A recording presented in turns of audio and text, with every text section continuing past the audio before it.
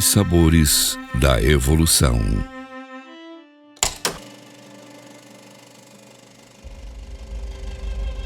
Uma imersão nas profundezas da evolução humana.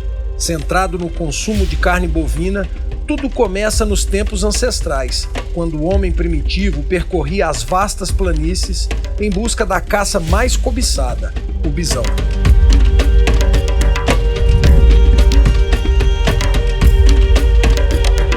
Na França, na célebre caverna de Lascaux, desvendamos o Salão dos Touros, onde as paredes ganham vida com pinturas rupestres que contam a história da caçada ao imponente bisão. Este mamífero majestoso não apenas representava a sobrevivência, mas também desencadeou uma transformação fundamental na trajetória da humanidade. Os registros arqueológicos, paleontológicos estimam que o homem começou a comer carne cerca de 2,7 milhões de anos atrás. Ainda ali como caçadores-coletores. O que significa isso? Se alimentando de sobras de carne que outros animais carnívoros haviam já caçado e consumido. Então esse foi o início ali, né, do consumo de carne pelo homem.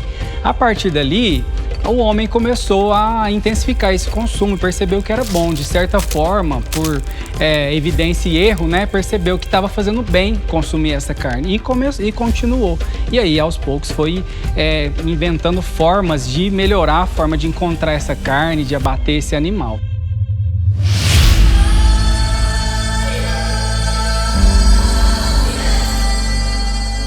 Ao longo dos séculos, acompanhando a ascensão das sociedades agrícolas e a domesticação do gado, começamos a consumir carne bovina. E como esse consumo influenciou na evolução intelectual humana? Quando esse homem, né, esses seres começaram a sair para caçar e consumir proteína de origem animal, né, isso proporcionou um encurtamento do sistema nervoso, do sistema gastrointestinal, né, e com isso sobrou energia, principalmente energia para onde? Para o cérebro. Então começou-se a desenvolver, né, um maior sistema nervoso central, né, principalmente com o aspecto e o objetivo de trazer mais conhecimento, inteligência, né? Então todo esse efeito cognitivo, né, ele começou a se desenvolver quando o homem começou a consumir proteína de origem animal. O cérebro praticamente triplicou de tamanho. Se a gente vê a massa cerebral lá dos primeiros hominídeos, para que nós temos hoje, é praticamente 3 vezes maior, né? Graças a esse espaço que sobrou no crânio e também a carne que traz consigo diversos nutrientes, entre eles alguns lipídios muito importantes para desenvolvimento aí do cérebro.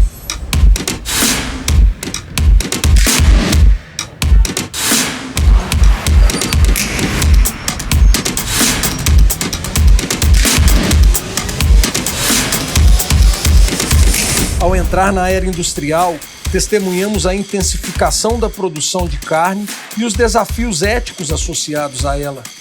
Pecuária levanta questões sobre a relação entre o homem, o crescimento da população e a necessidade de produção de alimentos em grande escala. Fazer tudo isso de forma sustentável passou a ser uma necessidade imposta pela evolução humana. Hoje, o consumidor ele quer saber de onde vem esse produto, como que os animais foram criados, o que esses animais consumiram, né? Então essa informação, essa rotulagem, né? Essa informação mais detalhada é muito importante para o consumidor. E a gente tem visto cada vez mais, né, processos, né, de informação nos rótulos, que estão, né, atendendo às expectativas desses consumidores. Seja por meio de protocolos de raças, seja por meio de selos, né? Então selos de sustentabilidade. É um processo, né, que tem um imprint, né, onde você tem a certeza de que aquilo que você está consumindo tem uma história, né, e você consegue resgatar essa história.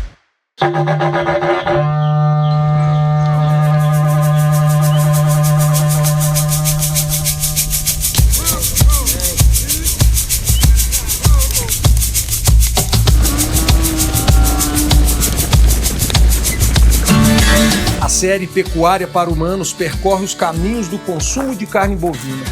Nessa extensa cadeia, transitamos na segurança alimentar do planeta, nas inovações, a cultura, a geração de empregos e o papel determinante da carne no desenvolvimento da humanidade. It's just one, two step going down in flames. Agora eu vou no rastro do boi, o protagonista do desenvolvimento.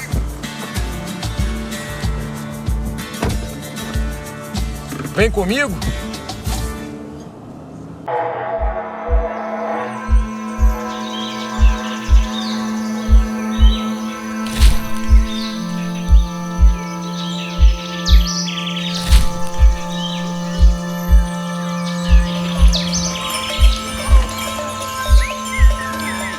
Aqui começa uma jornada para desvendar os bastidores da pecuária nacional, desafiar preconceitos, destacar as contribuições para uma pecuária mais sustentável e produtiva. Eu vou atrás de produtores rurais que têm buscado o equilíbrio entre produção, sustentabilidade econômica e social.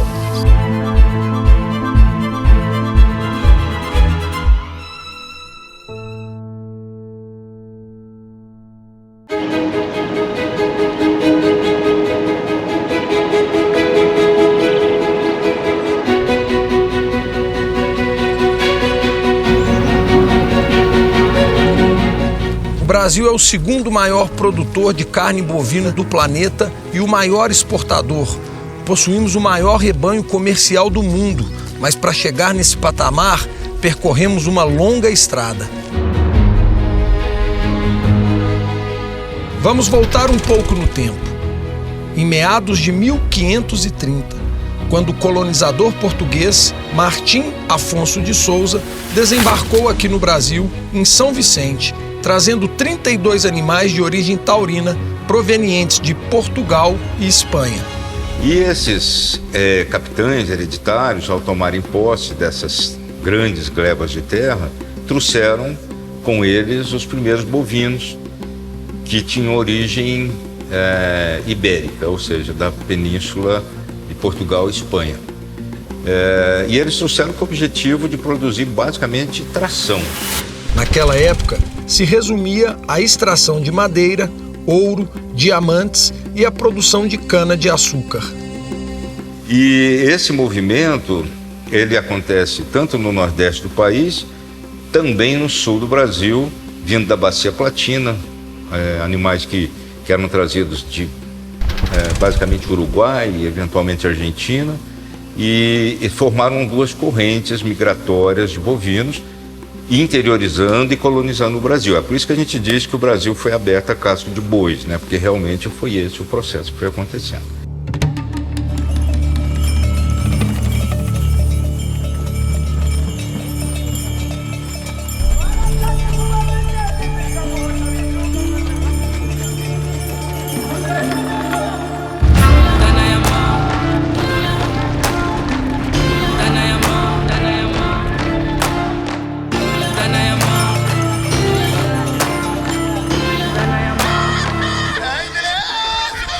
A partir do século XVII, o gado passou a ser criado de forma independente, visando o abate. A carne bovina foi fundamental para alimentar a população brasileira, que crescia exponencialmente. Um talento natural do brasileiro nessa questão da criação, da seleção, é daí que vai surgir o mocho nacional, que vai surgir o próprio gado pantaneiro, o curraleiro, né, e outros tipos, franqueiro, junqueiro, que são tipos bovinos que foram formados no Brasil a partir do encontro dessas correntes migratórias, Nordeste e Sul, e digamos assim, a consolidação do país como uma unidade, né, realmente do ponto de vista da colônia, da coroa portuguesa.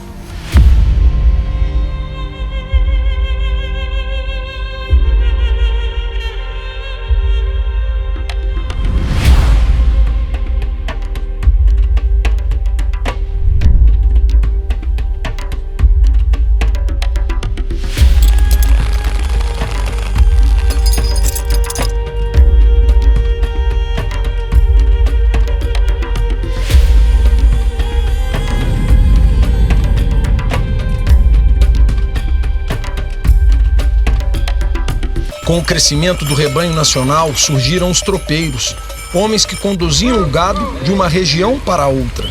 O gado exercia uma função importante, tanto de tração para transportar a cana até os engenhos, por meio de carroças e carros de boi, quanto nas moendas. Os tropeiros foram fundamentais para alavancar o desenvolvimento econômico do país. O tropeirismo, de fato, tem uma importância fundamental nesse aspecto do nosso Brasil, por se tratar de várias nuances. Cultural, a nuance também do nosso vocabulário, de todo modo, no desenvolvimento econômico. Vamos pensar ali do século XVII até o século XIX, onde tudo era voltado e chegava pelo litoral. E os tropeiros, eles faziam esse percurso do litoral até ali Minas e até mais interiorzão, levando todo tipo de necessidade. A contribuição, né, dos tropeiros, ela é fundamental porque eles é que começam a criar caminhos e estabelecer possibilidade de sociedades se instalarem no interior do Brasil. Que ali nos pontos de pouso onde eles se encontravam, para descanso, para até mesmo para poder vender, trazer todas as encomendas também que tinham, porque era o único meio de transporte. E ali, em função disso, começou a originar o que a gente pode, trazendo de capitanias, o início de várias cidades. I came from the mud, there's dirt on my hands. Strong like a tree, there's roots where I stand. Oh, I've been running from the law. Hope they won't shoot me down soon. O século XX também marcou uma importante virada na pecuária, com a introdução de novas raças, novas técnicas de manejo e a especialização da nutrição animal.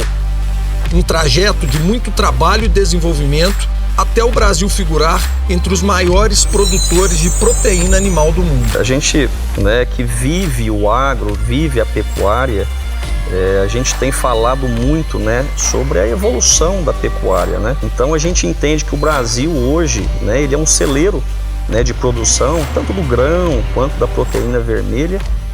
Então, quando a gente fala em pecuária, a gente fala em meio ambiente, a gente fala principalmente numa pecuária sustentável, é produzir, sem agredir, realmente o meio ambiente.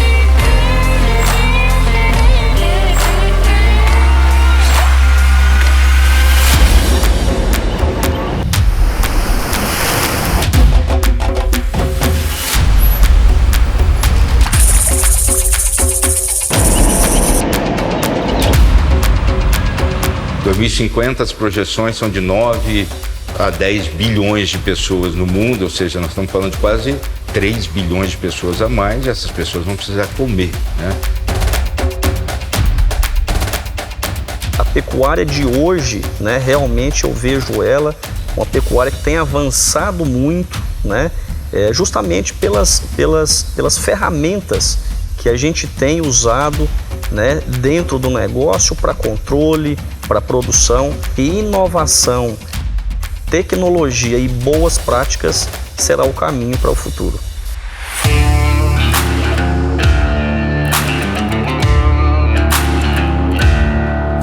Visitamos as raízes da pecuária brasileira, a profissionalização da atividade e a evolução com a chegada de novas raças no rebanho brasileiro.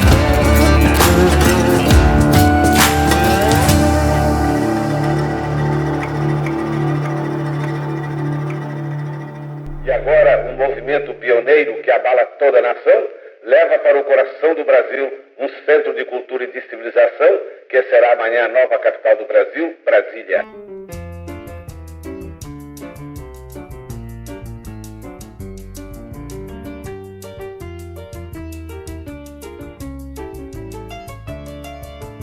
A década de 50 foi marcada por um período de profunda transformação social e econômica no Brasil. o país registrava renda per capita baixa, com indicativos de pobreza entre os piores da América do Sul. No interior do país, os filhos de Lídio José Batista e Maria Zeferino Souza começam a traçar um novo modelo de comercialização de carne bovina.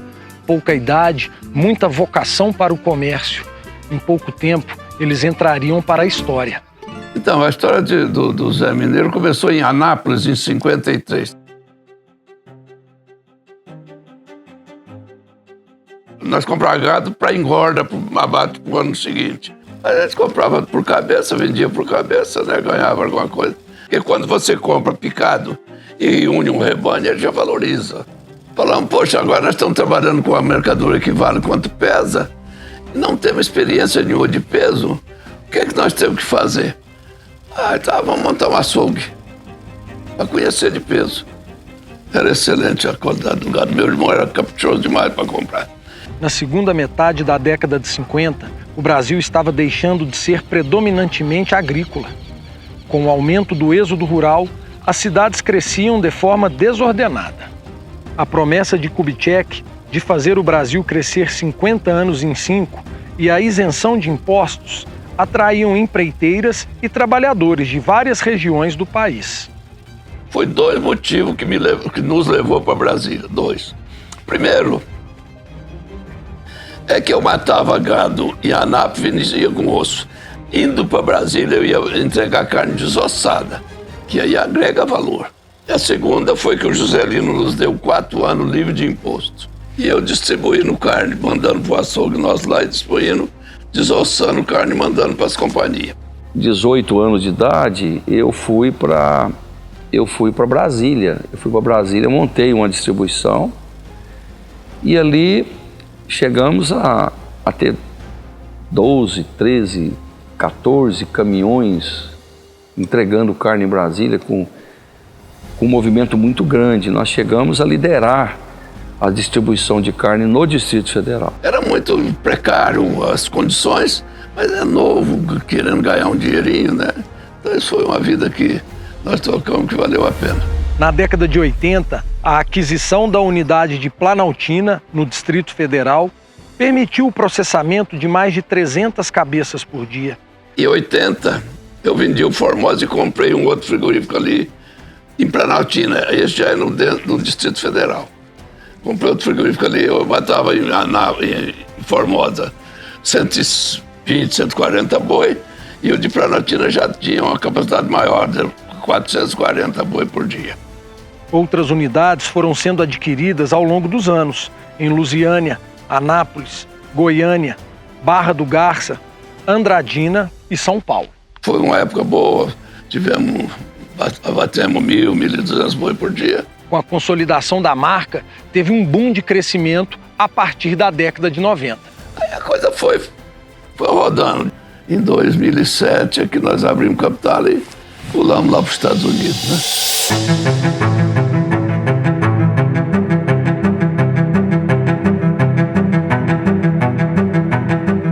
Cavalo arriado não passa 2 vezes. O que isso quer dizer? Agarre as oportunidades e escreva o seu legado. Foi isso que fez José Batista Sobrinho, entre cortes de carnes e ruídos de máquinas, num Brasil que se reinventava a cada dia. Foi em 2007 que nós abrimos capital e já começamos a comprar empresa nos Estados Unidos. Toda empresa que nós compramos, a fábrica é a mesma, o produto é a mesma, os clientes é os mesmos. Só para você ter uma ideia, nós compramos a Swift nos Estados Unidos. Nós faturávamos aqui 1 dia, mais ou menos. A de lá faturava 10. Daí para frente foi surgindo mais negócio, né?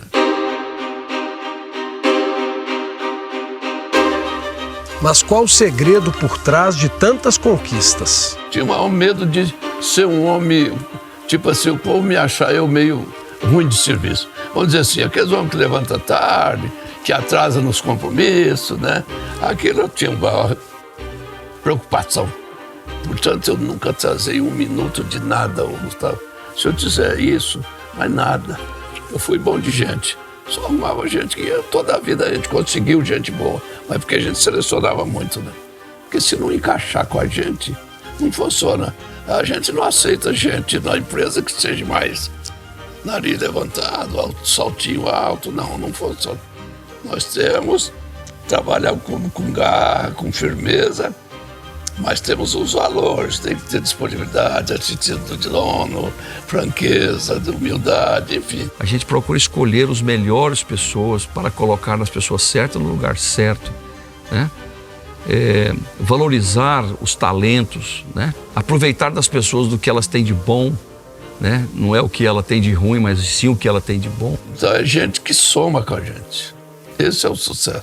De um pequeno açougue para um conglomerado de empresas dono de mais de 50 marcas. Hoje é o segundo maior conglomerado empresarial do país. JBS e todas as suas cadeias produtivas movimentaram em 2021 o equivalente a 2,1% do PIB nacional. A empresa JBS anunciou hoje que pretende lançar ações na Bolsa de Nova York. Desde 2015, funcionários da JBS participam de um programa de intercâmbio que possibilita trabalho em outros países e em plantas da própria empresa no exterior.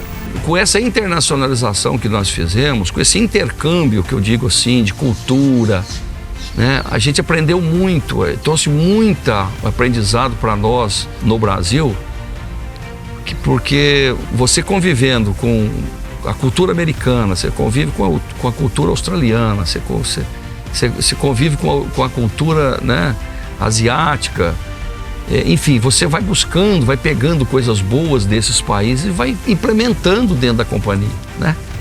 E para a gente construir, a gente precisa ser unidos. A gente precisa estar juntos, né? A gente precisa pensar grande, mas com os pés no chão, né? E às vezes as pessoas perguntam qual é o planejamento, o que vocês estão pensando. Não, estamos pensando em levantar cedo, continuar trabalhando todo dia, fazendo as coisas certas e aproveitando as oportunidades.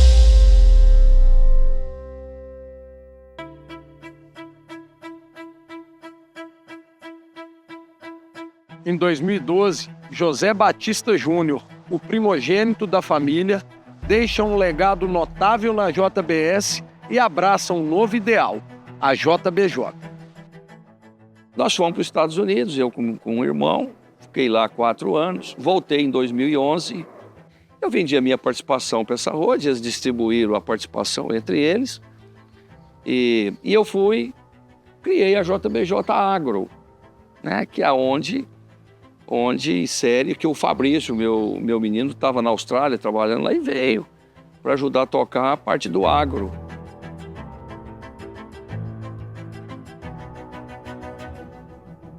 Em 2011, meu pai ele teve a oportunidade de sair da empresa. Ele tinha um projeto político. Ele queria fazer pré-campanha para o governo do estado de Goiás. E aí ele saiu da empresa, resgatou todas as ações dele, né, do que ele tinha, né, de ações mesmo.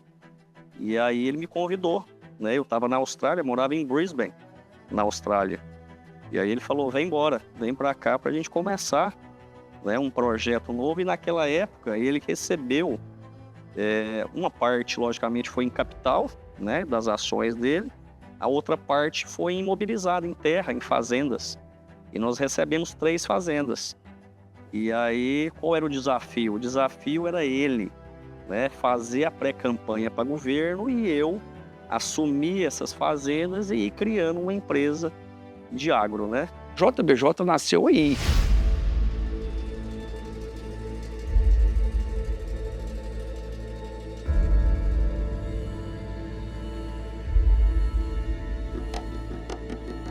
Na JBJ são 42 mil vacas genotipadas, 30 mil nascimentos por ano e 70 mil animais em recria, além de 230 mil animais próprios terminados anualmente.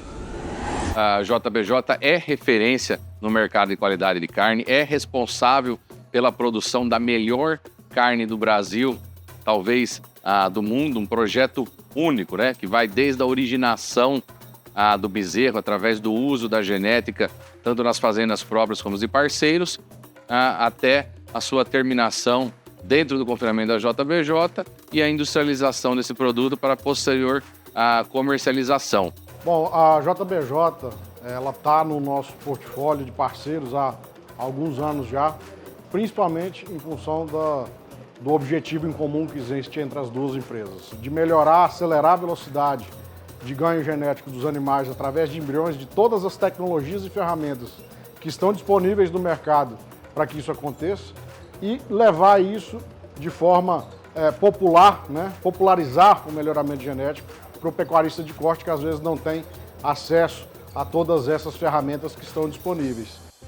Nós crescemos sempre nesse pilar, né? A família, nas oportunidades, né? E em capacitação de pessoas. Daqui em diante, vamos mergulhar no universo da JBJ Agropecuária, uma história de coragem e determinação, onde o limite desafia o sonho a se tornar realidade, enquanto exploramos o universo do agronegócio sob a ótica de José Batista Júnior. E a gente assumiu essas 3 fazendas, era um rebanho na época de 10 mil vacas. Quem fazia a gestão das fazendas era o meu avô, então ele que estava no dia a dia, né, participando, eram fazendas de cria, mas sempre num sistema muito tradicional, monta a campo, né, pouca tecnologia empregada, era o que tinha no momento e o desafio sempre foi modernizar, né, trazer produtividade, trazer tecnologia, trazer bons profissionais para o negócio. E ali a gente começou, né, o início, né, dessa história que é a JBJ hoje. E no episódio de hoje nós vamos entender como a produção de proteína animal caminha lado a lado com a preservação ambiental. O processo de cria, ele começa na escolha do sêmen para usar na IATF, né? A partir da escolha desse sêmen, a gente escolhe para as características desejadas que a gente precisa no rebanho, como precocidade sexual, peso à desmama, peso ao sobreano, entre outros índices. Tem o período que essa vaca fica com o bezerro ao pé, por volta de 7 meses. Isso acontece a desmama, as fêmeas Nelore ficam para reposição e entra as novilhas como melhoramento genético no lugar dessas vacas que não emprenharam por algum motivo. O confinamento, que é a última etapa do processo, acontece em 2 fazendas, na Floresta e na Colorado. Uma para produção de carne Angus e a outra exclusiva para Nelore Grill e convencional. A capacidade estática chega a 126 mil cabeças e a terminação ultrapassa mais de 250 mil animais por ano. O confinamento, na verdade, ele foi pensado de trás para frente. Então nós identificamos que tinha uma carne prime, então nós temos um confinamento que ele gira 50 mil animais por ano de carne prime, que é a carne black, Swift Black. Toda a carne Swift Black consumida no Brasil ou que é exportada é feita no confinamento nosso. Nesse confinamento, os bezerros é desmamado e vai direto para o coxo. Fica mais 6 meses confinado e abate o macho castrado e a fêmea para fazer uma carne de altíssima qualidade. Nós temos outro nicho de mercado que é fazer uma carne de animais precoces, né, Lore? Então os animais nossos desmamam, eles ficam numa recria com 6 meses, recriando no pasto, depois fica mais 4 meses no coxo e a gente faz essa carne de final de semana, de churrasco, também uma carne grill, né? E nós temos, dentro do outro confinamento da Nelore, nós temos o spot, que é aquela carne de mercado, do dia a dia, da cozinha, da dona de casa, que a gente compra o boi de 12, 13 a roupa, engorda 90 dias e mata. Enquanto registra números impressionantes de produção, este projeto não negligencia seu compromisso com as práticas sustentáveis. Através da limpeza dos currais, através do processamento, a gente devolve parte desse produto que transformou em adubo para a pastagem. E hoje falar em agricultura regenerativa é a pegada do momento. Então, o Grupo JBJ foi uma das empresas que mais acreditou e confiou nesse início desse projeto de fazer adubação orgânica em pastagem, associada à adubação química, para poder a gente conseguir um aumento de lotação na fazenda. Aumentando a lotação na fazenda, a gente pode produzir mais arroz por hectare e, consequentemente, a gente ter uma eficiência de maior lucro dentro da fazenda. Então eu acredito uma pecuária de ciclo curto e de movimento, né? Que gire muito o negócio e consiga no mesmo espaço fazer mais animais sem agredir meio ambiente, sem agredir nada do sistema nosso. Tem dito que o Brasil, cada ano que passa, vai se tornando o maior celeiro, né, de proteína do mundo. E o Brasil tem 3 coisas que o mundo não tem, que é sol, terras férteis, né, e água. Compromisso com o meio ambiente é compromisso com a vida, que começa com rastreabilidade. Segurança alimentar é a pauta da humanidade. Não só garantir o que a crescente população mundial vai consumir, vai se alimentar. Que produto ela vai se alimentar? De onde vem? Qual é a origem desse produto? Aqui dentro do comportamento da JBJ, a gente faz a rastreabilidade e certificação dos animais. De onde que vem, quanto que pesa, categoriza, identifica como se fosse o CPF do animal que acompanhará ele por toda a vida. Dentro da unidade, a gente recebe em torno de 70 a 80 mil animais. Todos vão receber, né, todo o processo de rastreabilidade. A gente faz toda a conferência documental, né, a guia de trânsito animal, toda a parte sanitária. O animal, ele é separado, né, a gente faz todo o controle sanitário. Ele é dividido nas remangas de processamento. Ele não tem contato com animais de outro produtor que a gente recebeu. Nesse momento, ele vai ser cadastrado no sistema de manejo da fazenda, o sexo do animal, a era, a idade do animal, né, e a categoria. Também o peso. Nós temos aí o controle junto ao órgão de defesa do nosso estado.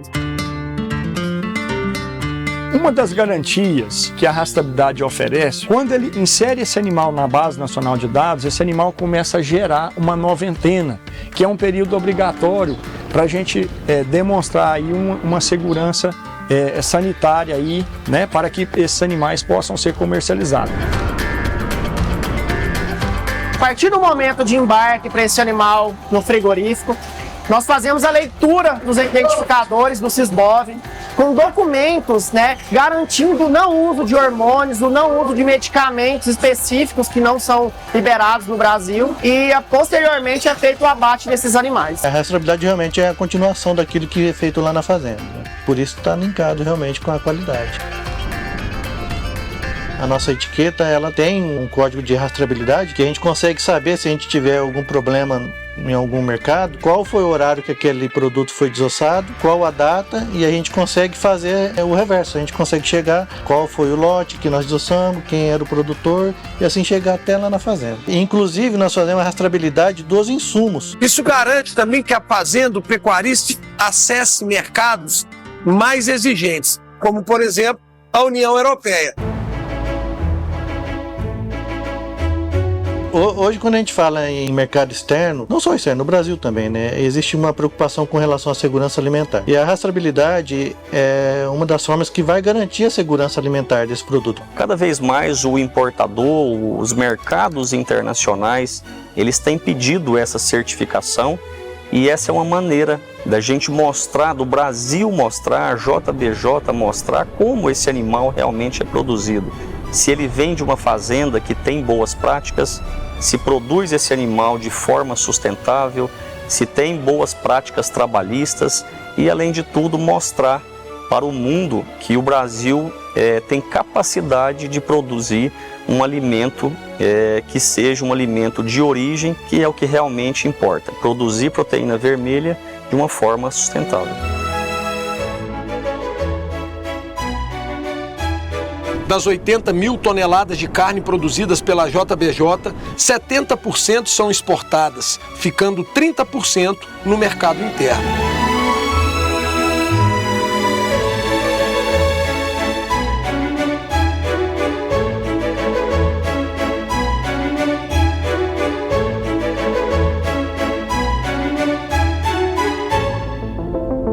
Agora vamos entender como o Brasil revolucionou o mercado de proteína animal e conquistou o mundo. 2,5 milhões de toneladas de carne. Esse foi o volume exportado pelo Brasil em 2023, segundo a Associação Brasileira de Frigoríficos. 8% a mais que o registrado no ano anterior. Em abril deste ano, batemos o recorde. Os embarques da carne chegaram a 237 mil toneladas, o maior volume já registrado no país em um único mês. Os números impressionam e nos colocam como referência em produção de proteína vermelha, mas nem sempre foi assim. Para conquistar o mercado internacional foram vários anos de pesquisa e investimento no manejo, em tecnologias, no melhoramento genético. Isso transformou não só a quantidade de carne produzida, mas elevou a qualidade da proteína brasileira. O melhoramento genético ele foi iniciado no Brasil nos anos 80. As primeiras DEPs, primeiros valores genéticos conhecidos, calculados, foram de peso, das características de peso. Após peso, perímetro escrotal, ali 95, 94, é indicativo de precocidade sexual. No final dos anos 90, as características de precocidade sexual em fêmea iniciaram os primeiros trabalhos de desafio das bezerras. Início de 2000 são iniciados os primeiros trabalhos de avaliação de carcaça por ultrassonografia. Então, a ultrassom trouxe objetividade para avaliação de carcaça. Logo veio a característica eficiência alimentar. Todas essas fases foram importantíssimas para o desenvolvimento do melhoramento, da seleção no Nelore e nos zebuínos como um todo. Mas a genômica possibilitou uma utilização maciça de animais jovens. Na vanguarda desse movimento, a JBJ passou a aperfeiçoar cada vez mais os seus processos, atendendo os mercados mais exigentes. A empresa quebrou paradigmas e revolucionou a pecuária de corte. Hoje, a carne brasileira está na mesa de consumidores de mais de 150 países.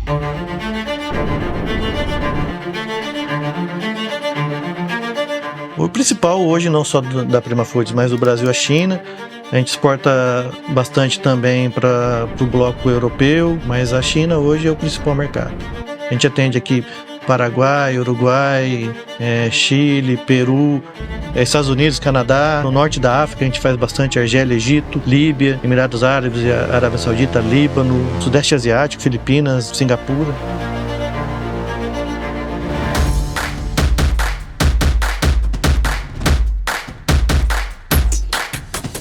O mercado doméstico também tem uma importância significativa dentro da produção e do escoamento da proteína vermelha. Mas a exportação é pujante e segue em franco crescimento.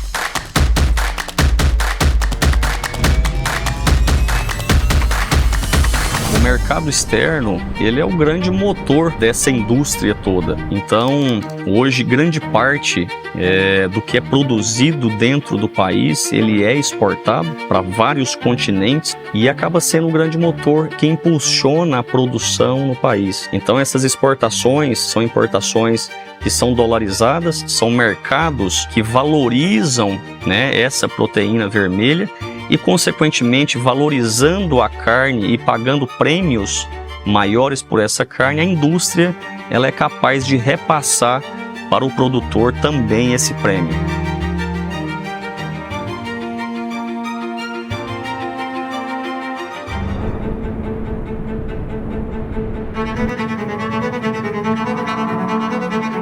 A JBJ segue se desenvolvendo e aprimorando seus processos. Hoje o grupo está investindo em um projeto robusto e promissor, que promete contribuir com a evolução do rebanho brasileiro, a JBJ Genetics. A JBJ recentemente iniciou esse projeto que é a JBJ Genetics no intuito realmente de melhorar a genética do gado da raça Nelore no Brasil e, consequentemente, trazer mais rentabilidade, encurtamento de ciclo para o produtor que está dentro desse negócio. Sem dúvida nenhuma, essas duas últimas décadas elas foram uma amostra de como o Nelore pode evoluir. Costumo dizer que o Nelore ele não tem limite, É uma raça que a gente tem trabalhado nas últimas 2 décadas com um melhoramento muito acelerado, usando as tecnologias que existem, como genômica. A genômica nada mais é do que você ter uma informação, num tempo anterior, ou seja, eu tenho hoje a informação que eu só teria daqui a 18, 24 meses ou 36 meses. Então é como se você olhasse para a bezerra e enxergasse a vaca, olhasse para a bezerra e enxergasse o touro. com uma precisão muito alta. Você consegue encurtar o ciclo da pecuária tomando decisões melhores do que você teria com a informação numa precisão mais baixa. Eu acredito que a tecnologia, a inovação e essa colheita de dados, né, que a gente tem através da produção é que vai levar, né, a JBJ e o Brasil a outro patamar. A JBJ possui um plantel de mais de 40 mil matrizes genotipadas e desde 2015 utiliza 100% das vacas em inseminação artificial, um trabalho chancelado por importantes instituições. Nós temos a NCP junto conosco, a ABCZ, a Embrapa Geneplus. Então, é um projeto a 4 mãos, né? Onde tem pesquisa, entidades e pessoas avaliando dia a dia o nosso negócio. Ele tem a capacidade, talvez, de definir muito claramente quais são os objetivos de seleção que eles querem para atingir o produto. Ninguém vai ter mais claro qual é o produto que ele quer que o JBJ. Os números impressionantes da JBJ na produtividade por área, na produtividade dos seus confinamentos, não faz com que o grupo descanse. A nova divisão, a JBJ Genetics, vem para poder verticalizar o melhoramento genético na produção de carne, na produção de proteína. Desde a ponta da seleção dos melhores touros, da aplicação dessa genética na cria, na recria, no confinamento e na mensuração do rendimento de carcaça. Tudo isso feito com muitos indicadores, todos os programas de avaliação e agora, por último, essa tecnologia instalada aqui atrás. Se 70% do custo de produção de uma arroba entra pela boca do animal, nada mais importante do que mensurar sua eficiência alimentar. Todos esses coxos têm um sensor que leem o chip que vai na orelha do animal. Cada vez que o animal entra num coxo desse e consome alimento, mensura quanto ele consumiu e quanto ele vai transformar. Isso vai converter em proteína, em arroba produzida. Dessa forma, a JBJ passa a identificar somente os animais que têm maior eficiência alimentar. Então a JBJ hoje, ela está preparada, ela está disposta a utilizar todas as ferramentas possíveis para a gente avaliar essa eficiência alimentar. Continuem com a gente e percebam como a JBJ, cuidando das pessoas, do meio ambiente e inovando na atividade, tem transformado a forma de produzir carne no Brasil. Eu fui bom de gente, só arrumava gente que toda a vida a gente conseguiu gente boa. Nós temos trabalhar com garra, com firmeza, mas temos os valores, tem que ter disponibilidade, atitude do dono, franqueza, humildade, enfim. Gerir uma das maiores indústrias de proteína animal do mundo não é tarefa fácil. Além de todos os investimentos em infraestrutura, em inovação, em tecnologia, é preciso olhar para dentro, enxergar quem faz toda essa engrenagem funcionar, os colaboradores. Pessoas representa tudo dentro da JBJ. Então a gente fala que o nosso maior trabalho aqui não é na lida, não é com o bovino, mas sim com as pessoas. Então o que a gente mais gasta tempo hoje dentro da empresa é realmente na formação de bons profissionais. Então a JBJ ela é uma empresa realmente focada, né, na gestão de pessoas, no treinamento, na capacitação desses profissionais, que são esses profissionais que realmente alavancam o nosso negócio, traz excelência para o nosso negócio. E para reforçar o valor de cada um dentro da JBJ, foi lançada a campanha interna para fazer a diferença, todo mundo conta. A valorização dos colaboradores é uma cultura que está enraizada na empresa desde os fundadores da empresa. Então o seu Júnior, ele fala sempre que a empresa, ou qualquer empresa, é feita de pessoas, e ele valoriza muito as pessoas. Eles estão aqui debaixo de sol, de chuva, de poeira, o dia inteiro, trabalhando para literalmente pôr comida na mesa das pessoas, né? Eles são heróis, eles carregam o PIB do Brasil, você pode ter a fazenda mais linda do mundo, pode ter o melhor pasto, pode ter os melhores tratores, maquinárias, mas se não tem o ser humano, a pessoa ali por trás, não vira. Para fazer a diferença, na JBJ, todo mundo conta.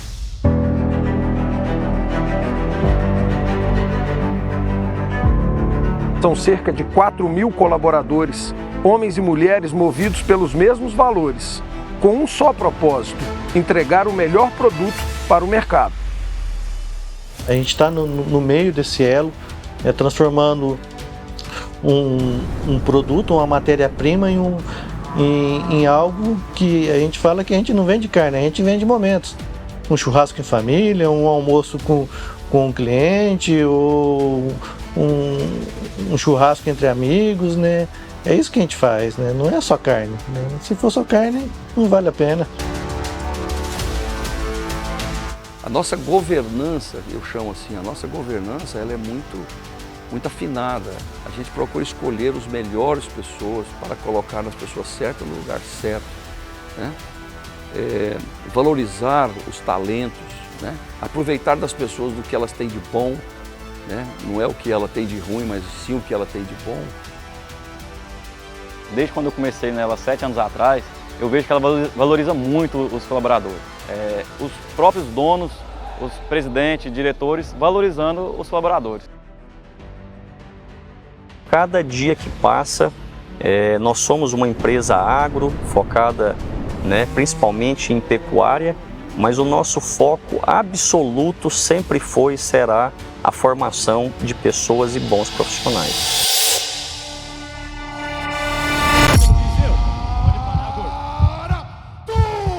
A emoção em cada lance, animais selecionados a dedo. O Nelore é um só, e por isso ele é o maior dos maiores. Não tem nada no mundo que bate essa raça. Cuidado em todos os detalhes, uma atmosfera única e envolvente. Tudo isso compõe a dinâmica dos leilões, principal método de comercialização de gado no Brasil. Leilão é uma metodologia milenar, né? Existe há 1000 anos. No Brasil, chegou aí há pouco mais de 60, 70 anos. O criador gosta do calor humano, ele gosta da confraternização. Essa energia que se cria um leilão presencial, ela é fantástica, ela é insubstituível. Então isso é uma adrenalina diferente. Isso que eu falo, a nossa profissão é uma profissão abençoada, porque todo dia é um dia diferente do outro. E cada leilão é um leilão e cada leilão é uma história. São indivíduos que trazem dentro dele um valor agregado que, na verdade, o valor exato você só vai saber a hora que bate o martelo. Esse formato de comercialização de animais revolucionou a pecuária brasileira, impulsionando o melhoramento das raças e a valorização do rebanho nacional. E pela primeira vez na história, um leilão é realizado aqui, na pista de julgamentos do Parque Fernando Costa, em Uberaba, a terra do zebu. E esse leilão foi montado há 1 ano e meio atrás. Tem 1 ano e meio que nós estamos montando, desenhando esse leilão. E há 60 dias antes do leilão nós tivemos a ideia, junto com a equipe da BCZ, deu a ideia para a gente poder, por que não fazer esse leilão emblemático dentro da pista de julgamento. O lugar, o solo sagrado, onde que saem os grandes animais, os grandes recordistas da raça. Por que não inovar, fazer uma festa bonita, abrir na feira? Um leilão como esse da JBJ começa a ser desenhado com muita antecedência.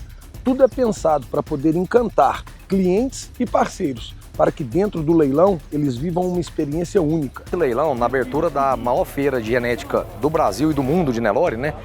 Ela faz parte da criação do nosso negócio. Quando nós fomos criar a JBJ Genetics, dentro do nosso negócio a gente pensou, nós temos que estar dentro da feira. Nós temos que estar dentro da feira representando aquilo que a gente imagina de melhoramento genético, que a gente imagina que pode agregar para a raça no Brasil. A JBJ ela é focada realmente no detalhe. E talvez o detalhe seja a fórmula do sucesso. Então, assim como na pecuária, como na indústria, como no cavalo e agora no gado zebu, no Nelore, a gente continua trabalhando com foco total e realmente trabalhando no detalhe.